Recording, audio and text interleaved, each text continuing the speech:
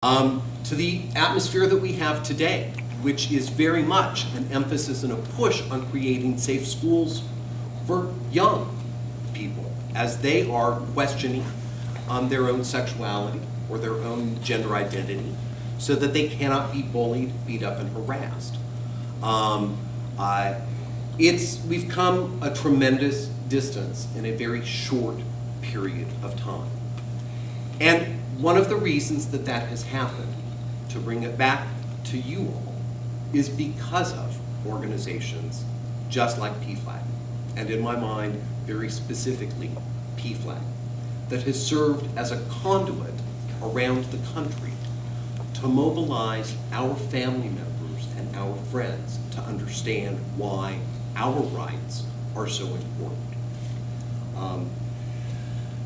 In the last few minutes that I have left, I do want to just share a little bit of information about Georgia Equality. You heard our mission statement, advancing fairness, opportunity, and safety for gay, lesbian, bisexual, and transgender communities and our allies throughout the state of Georgia. So we'll just go ahead and pass these around.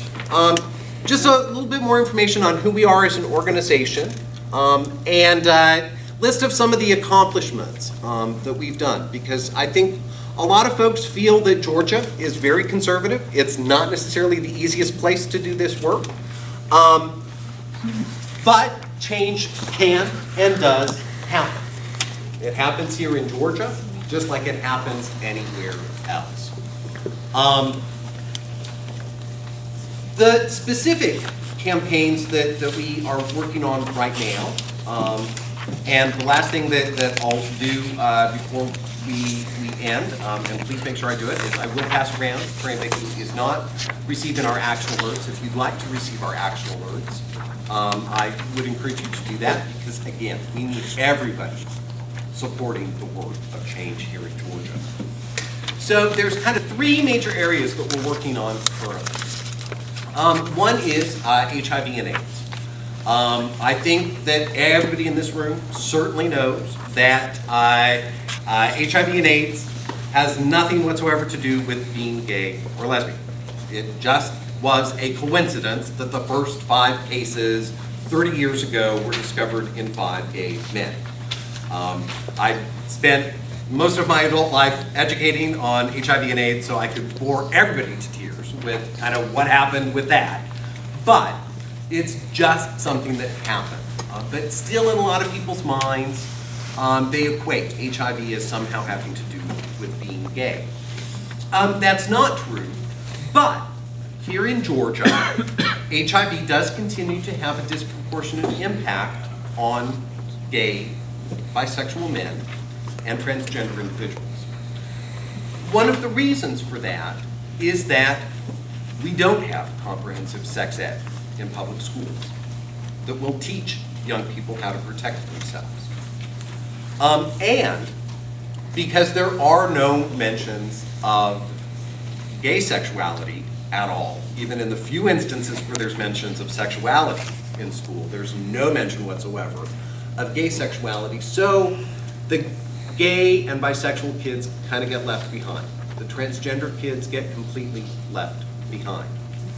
And when we talk in public education about one of the ways to fight HIV is through abstinence until marriage, my partner and I have been, I guess, engaged for 23 years now, you know.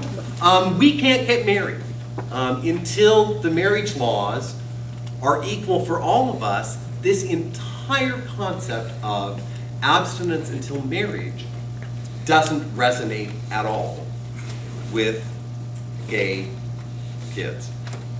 So we've got some real problems there, and that's why it's a disproportionate impact. One of the reasons it's a disproportionate impact on our community. So that's one of the reasons why we continue to take this up as an issue at Georgia Equality. Right now, we are focused on trying to resolve the current crisis in funding for the AIDS Drug Assistance Program here in the state. This is a program that provides medications for moderate and low-income individuals. Life-saving medications, very important.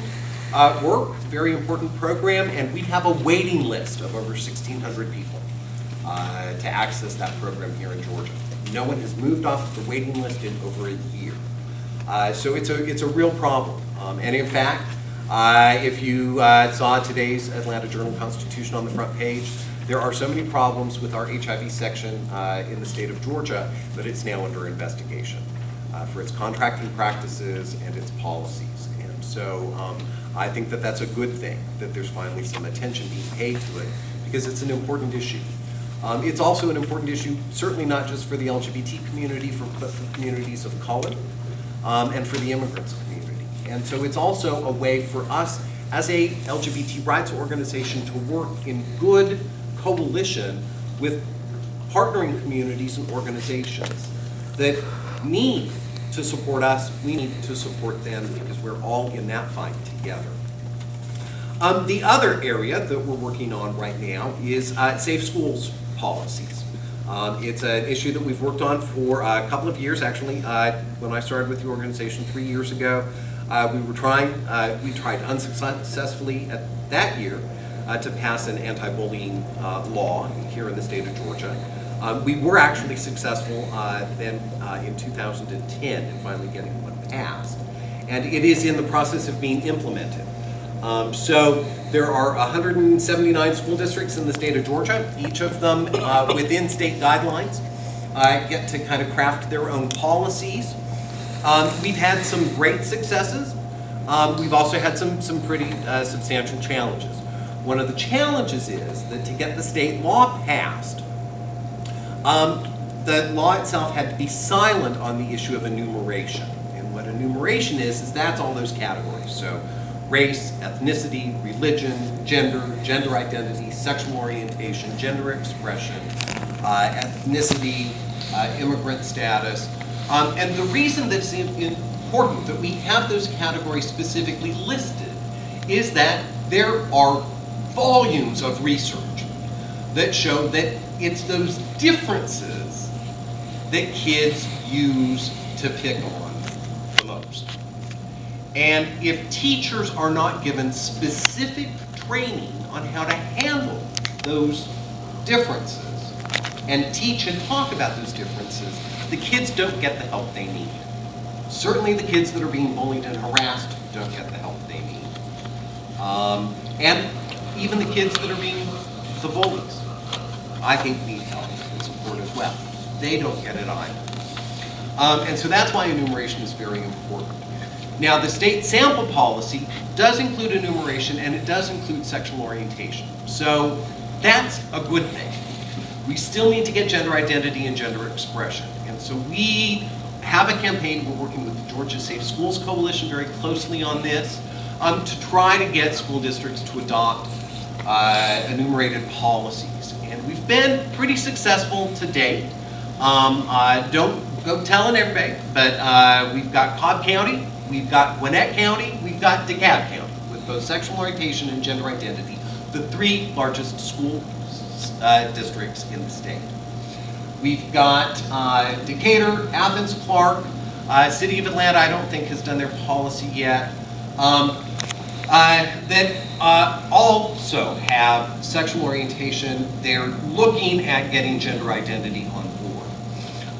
Kind of our challenge with this is that if we really start sending out press releases and announce our successes, it could certainly snowball and create good momentum going forward so that other schools could adopt it and we could get kind of our volunteers and the community engaged in this effort. But it would also stir up opposition. And you know, we're still kind of a little agency. There's only 3 of us full time. And I think that we do some great work, but you know, I'm not stupid. And I know that there's a whole lot more of the opponents than there are of us in our little office. And so we're really trying to fly in under the radar right now. And that's where you may have already seen some of the requests that PFLAG is one of the groups that will sometimes turn to and say, do you have parents in such and such a school district that might be willing to come and meet with a school board member or a superintendent or the committee that's working on these policies? Because you as parents really have a lot of control. And you as parents who have dealt with these issues firsthand have expertise well beyond what I have, well beyond what most people have. And so that's why it's very important to get you engaged in this process.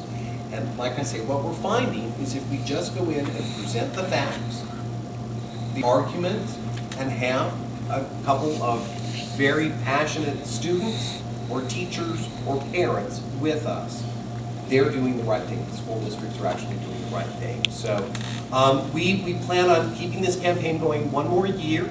Technically, by the state law, all school districts are supposed to adopt new policies by August 1st. Most of them are going to do that. Not all of them are going to do that because there hasn't been a whole lot of money put out by the state to educate school districts on how to do this. So actually we're finding that some of them, when we call them, they don't even know what we're talking about. We're one of the first groups to reach out to them and tell them that they're supposed to be doing this. But even if they have adopted it, we can always go back and get them to amend their plans over the next year. So certainly anyone who would be interested in helping us out with that, sign up on the Action Alert Network and you'll get information on how to do that. We do also have currently right now a challenge grant through the Unitarian Universalist Funding Program. And so any donations specifically to the Safe Schools campaign right now are being matched and doubled by the Unitarian Universalist Funding Program. So we're very thankful for that. We also have just been funded by the State Equality Fund to be able to do that. And so that not just helps us do this work, but part of our work is to really strengthen the Georgia Safe Schools Coalition. And Dale is very, very involved with the Georgia Safe Schools Coalition. And if you have more questions about that, I'm sure that Dale would enjoy talking about it, how you can get involved there. The third major issue that we're working on right now is around workplace fairness, because way too many people lose their jobs due to their sexual orientation, and even more towards their due to their gender identity. The state of Georgia has no laws that actually protect any worker anywhere. When we say it's a right to work state, it really means it's a right to fire state. And so the federal protections are the only things that any employee in the state of Georgia has. And of course the federal protections don't yet include sexual orientation or gender identity.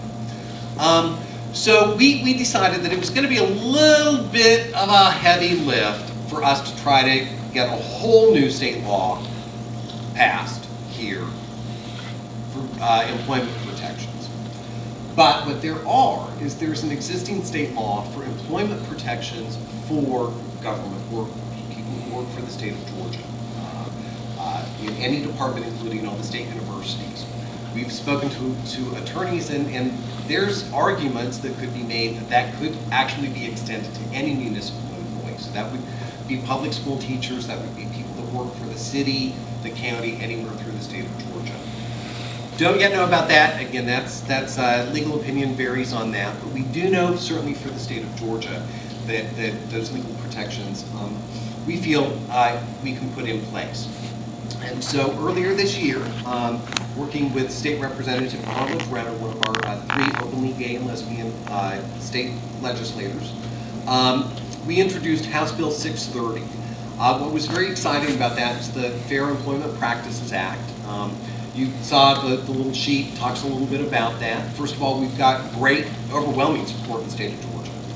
I think it's 74%. Again, our opinion poll, 74% of the public supports the concept of workplace fairness and that the state should enact this. So it's not wild and crazy.